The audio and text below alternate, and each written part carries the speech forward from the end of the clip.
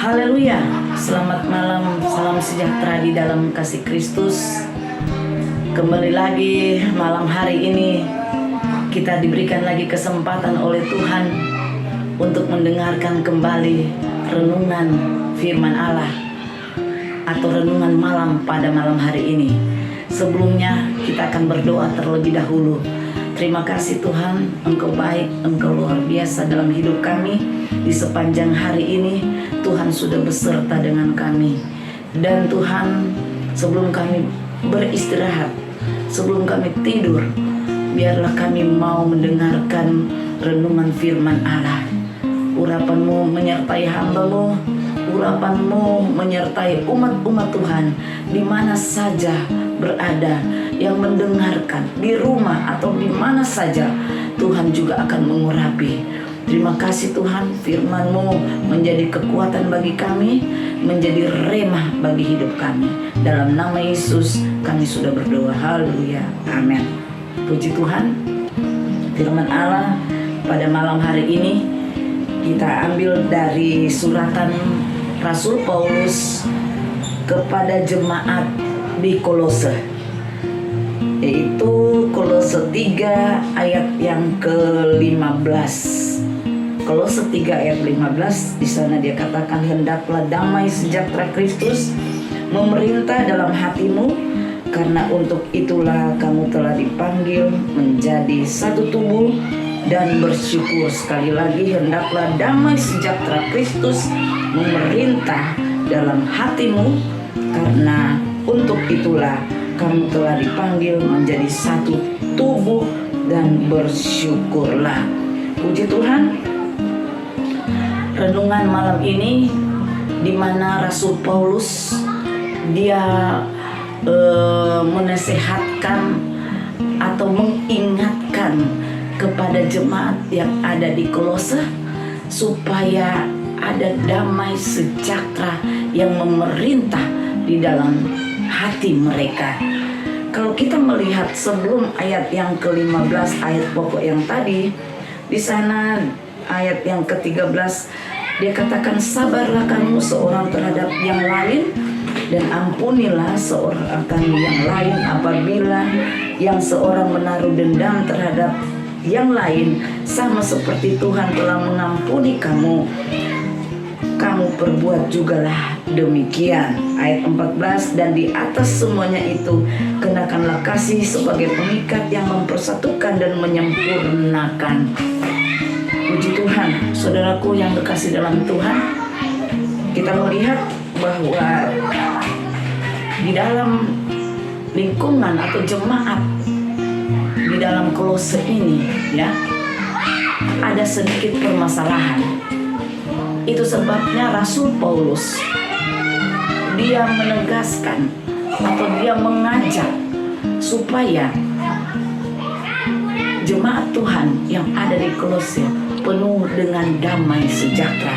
Kalau kita melihat di dalam Yohanes 14 ayat yang ke-27, Yohanes 14 ayat ke-27, dia katakan, damai sejahtera ku tinggalkan bagimu, damai sejahtera ku berikan kepadamu, dan apa yang ku berikan tidak seperti yang diberikan oleh dunia kepadamu. Janganlah gelisah dan gentar hatimu. Di dalam Yohanes 14 ayat 27, di sana dia katakan, damai sejahtera Allah itu yang huruf besar, yaitu Tuhan Yesus Kristus yang memberikan damai sejahtera, tidak sama dengan dunia berikan. Kalau kita mau bersantai dengan dunia, ya, kita mau pergi, mungkin kita pergi di suatu tempat, kita merasakan ada damai di situ, tetapi itu tidak akan berkelanjutan. Damai itu yang dunia berikan itu hanya damai yang semu, yang sementara. Tetapi di sini Yohanes 14 ayat 27 dikatakan, damai sejahtera ku tinggalkan bagimu, damai sejahtera ku berikan kepadamu, dan apa yang kuberikan tidak seperti yang diberikan oleh dunia kepadamu. Janganlah gelisah dan gentar hatimu. Saudaraku yang kasih dalam Tuhan, sebelum Tuhan naik ke surga, ya, bahwa dia katakan bahwa kutinggalkan damai sejahtera bagimu. Saudara, di dalam Yesaya 32 ayat 17, di mana ada kebenaran, di situ tumbuh damai sejahtera. Di mana ada kebenaran, di situ tumbuh damai sejahtera. Jadi kalau tidak ada kebenaran, maka kemungkinan besar dia tidak ada damai sejahtera. Tidak ada kebenaran dan tidak ada damai sejahtera, kacau balau. Tetapi di sini firman Allah mengingatkan kepada saya dan saudara bahwa kalau di mana ada kebenaran, di situ ada damai sejahtera. Dan damai sejahtera yang Tuhan berikan itu, dia akan memberikan damai sejahtera yang luar biasa, yang melimpah, yang terus menerus sampai Tuhan datang pada kali yang kedua bagi orang-orang percaya, terlebih bagi orang yang sudah dipenuhkan oleh Roh Kudus, ya. Bukan berarti juga saya belum penuh Roh Kudus, jadi saya tidak akan menerima damai sejahtera. Tidak, tetapi ya, kalau kita menerima damai sejahtera dan kita lebih lagi dari itu, kita sudah dipenuhkan Roh Kudus, luar biasa, kita akan alami satu kedamaian yang tidak pernah kita pikirkan. Dan Tuhan akan memberikan kepada saya dan saudara sebagai orang-orang yang percaya kepada Tuhan. Kalau kita melihat di dalam Amsal 23 ayat 23, dia katakan, belilah kebenaran, jangan menjualnya. Belilah kebenaran itu. Tapi di Roma 14 ayat 19, dia katakan kita mengejar kebenaran itu. Puji Tuhan, malam hari ini biar saya dan saudara membeli itu kebenaran. Jangan dijual kebenaran itu. Dia katakan juga dalam Roma 14 ayat 19, dia katakan bahwa kita mengejar kebenaran atau kita mengejar damai sejahtera, dan kita akan berguna. Karena apa? Karena kita sudah memiliki damai sejahtera itu yang Tuhan berikan bagi saya dan saudara. Untuk apa? Untuk saling membangun, ya. Kalau kita sudah mengejar damai sejahtera, kita saling membangun. Saya dan saudara saling membangun, saling mengingatkan dengan kasih Kristus. Puji Tuhan. Inilah renungan pada malam hari ini yang saya sampaikan, dan biarlah Roh Kudus yang akan menuntun saudara, Roh Kudus yang akan menolong saudara, sehingga hari demi hari, walaupun kita menghadapi segala macam kesulitan yang besar, beban yang berat, pikulan yang berat, masalah yang tidak pernah putus-putusnya, ya, masalah satu belum habis, datang lagi masalah satu. Tetapi yakin dan percaya, ketika kita ada damai sejahtera, maka hidup kita akan menjadi tenang. Maka hidup kita ini akan memuliakan nama Tuhan. Puji Tuhan. Inilah renungan pada malam hari ini. Biarlah saya dan saudara terus memiliki damai sejahtera Kristus. Puji Tuhan. Mari kita berdoa.